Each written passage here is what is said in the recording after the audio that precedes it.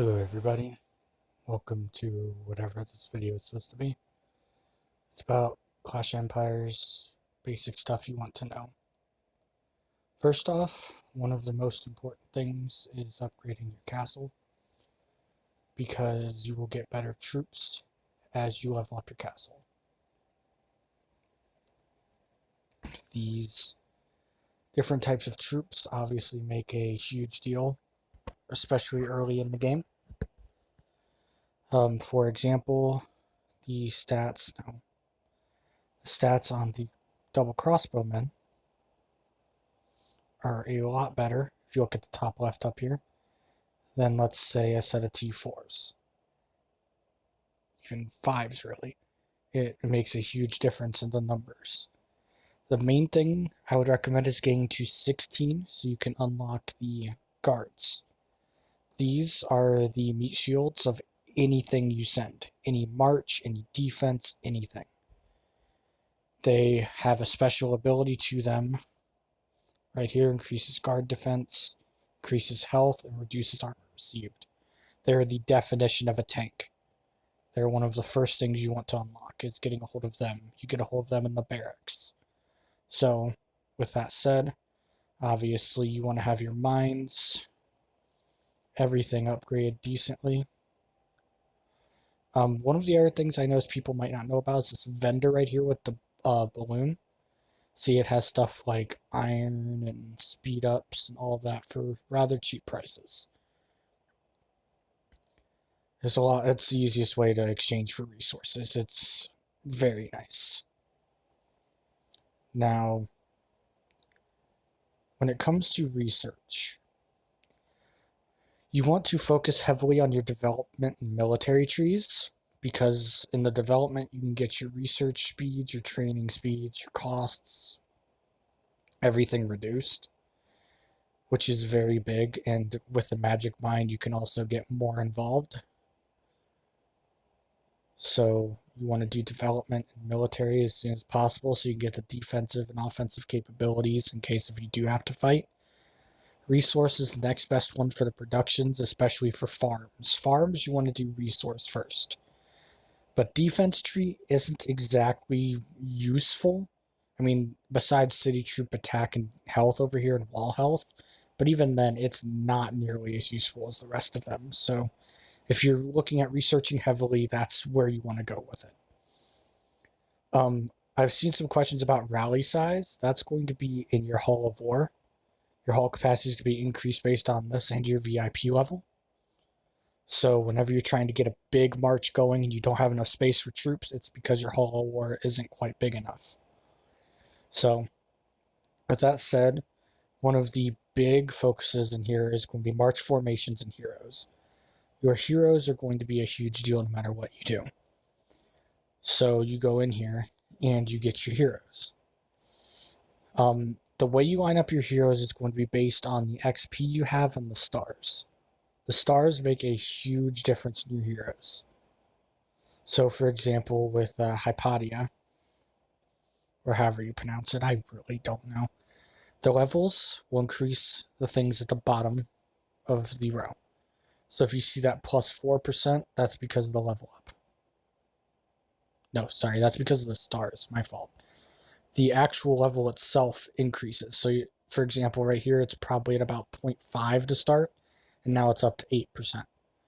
And that works for all of these guys. Like Genghis Khan over here, he has 9% cavalry and 3% plus because of the star. The star is that green text. Whenever you're managing your heroes, you also want to check and see if you have any chests. I do not currently, but we'll be getting one shortly. So once you hit level 16, you will unlock the Polar Desert, which is this thing at the middle of the screen right now. To do Polar Desert, you need Castle 16, and I would recommend getting all of your troops unlocked. Obviously, as you see here, this is how you get hero XP very quickly. Now, in terms of setup, you just kind of want to have whatever troops in here. So, I have Khan over here. One of the big things in Polar Desert is it's going to be based more on your hero. Since Khan is a cavalry-based hero, I'm going to have a higher concentration of cavalry instead of running a typical lineup. So, for example, right there, that's how that would be. Another one is Bartoli, which is, I believe, an infantry-based person. So you would want to go heavily in infantry, which is going to be high ghosts, and then kind of mix together everything else. That's just how it goes for each of them. You want to see what each hero does in particular, because you'll see here in a moment, I'm going to go attack someone, and you will see what exactly we're looking at. Okay, so right here, that's too easy. That won't make sense. Okay, this one will be fine. So if you look, excuse me, if you look at this one right here, you'll notice that these guys have a bunch of kind of mixed troops. So you kind of want to push to whatever you're strong with. This is the setup I have auto set up for Genghis because his cavalry and infantry are good. So I have decent infantry and high cavalry.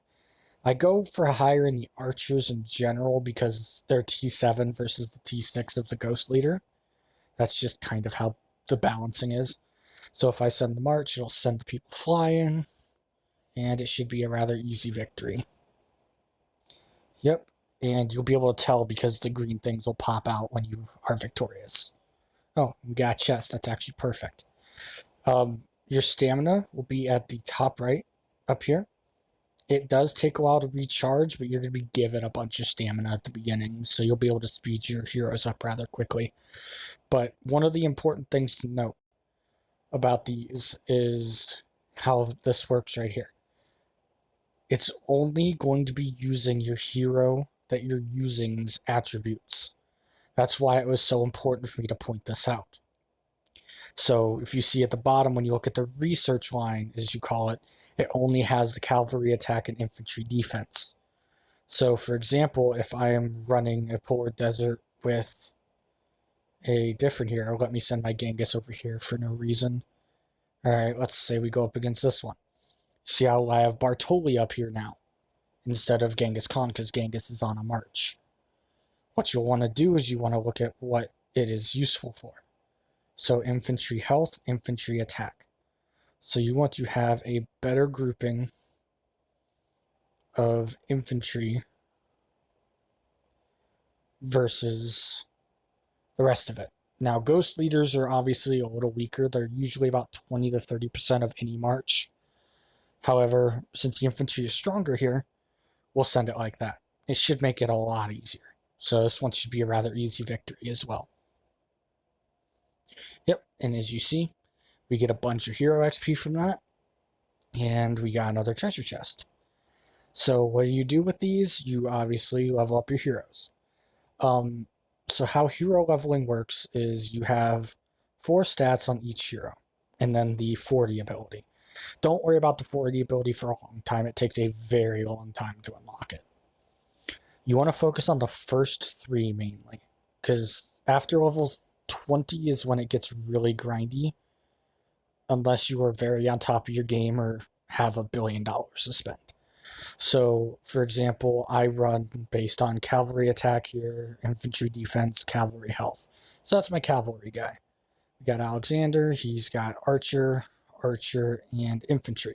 So mainly my army's going to be archer and infantry so far. So if you look over here, we have some siege stuff. The reason I run Hypatia is because of this troop attack.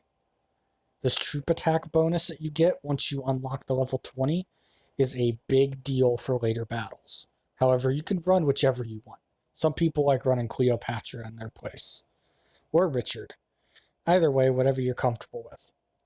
I have Bartolian also for infantry, so my meat shields and my ghost leaders are very strong.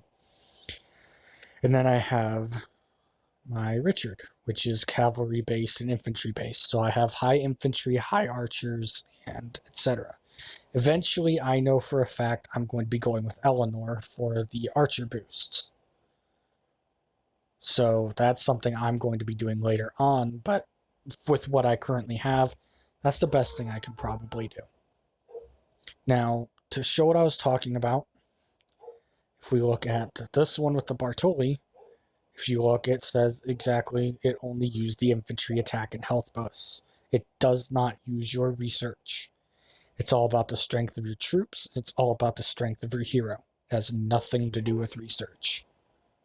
It is very important. So when you're looking at all of these, you get a ton of hero XP from it. So for example, I'm trying to get my Hypa to a higher level, so I'll just use some experience bags on him and get it leveled up. And if you'll see how it increased that up by about 0.5% apiece. That's how it's going to be for each of these. I don't think I'm going to hit level 20 today, but that's the focus of Polar Desert. You want to unlock those, and then you want to unlock these chests. See how we have 3 chests over here? You get those from Polar Desert. And it gives you fragments to different heroes. The A-class heroes aren't exactly the greatest, but not the A's. The B's are bad. The A's are good. The S's are the best, depending on your strategies. So, for example, let's say we want to go and look at starring a hero. Let's say, none of these I really have the ability to right now. Let me double check. I think I have enough to do Mary, Dora. I could do either of them. So here's the difference that stars make. Alright, where are you? Dora. See how this person has cavalry, infantry, cavalry. Now, if you're trying to run a balanced build, it's okay to do, but it's very difficult to pull off. So, if you look over here, this is all attack. Mary's actually a pretty good one. So, let's say I want to enhance her. This is where you get the stars. You have hero fragments, and then you have these things called class fragments, which is this thing at the bottom left. You hit that, and it'll let you convert any of these universal fragments to this hero. So you can exchange it, and you can star them easily. And it increases the infantry attack by 4%. So if you look over here, has infantry attack 4%. Starring heroes is huge late game because those percents are multiplicative on top of being leveled up. So that's just kind of how it goes. No, I don't want to give you $50. So that's the basics of how this works. So how do you get heroes quickly? I personally actually use most of my gold for that. So I'll go over here and I'll go to recruit. Now hit ×9 and I will buy 9. Any gold I get usually goes here. I didn't get anything really good there. I got some hero XPs, but nothing great. Still progress towards doing higher stars and level ups. So, let me double check to see if we have any more questions in the alliance.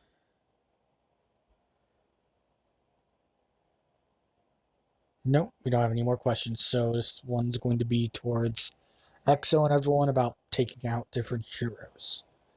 So I don't have my lion. So really quick, I'm actually going to emergency recall that so I can show how this works.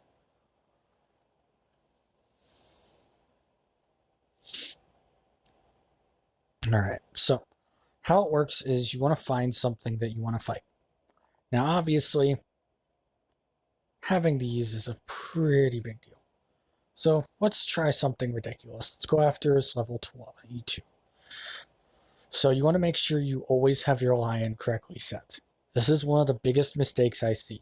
Your white lion is when you send your characters out to tiles to gather resources. This lion is the lion you're going to use the most, the tan lion. I kind of call it orange, either way. This one is always going to be used for monsters, camps, anything of that nature. When we are doing magic mine, anything of that nature, we'll be using the fierce, the light red. And whenever you are going for PvP, you will be using the cruel. So for this one in particular, we're going to be using this lion. You can always change that to top left if you need to.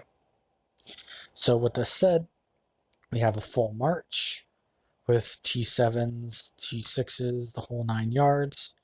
I don't think we're going to win this one, but I'll show you how it works on the next one. But that's how you want to organize it. If you have too many troops, that's going to be something I'm going to explain in a moment.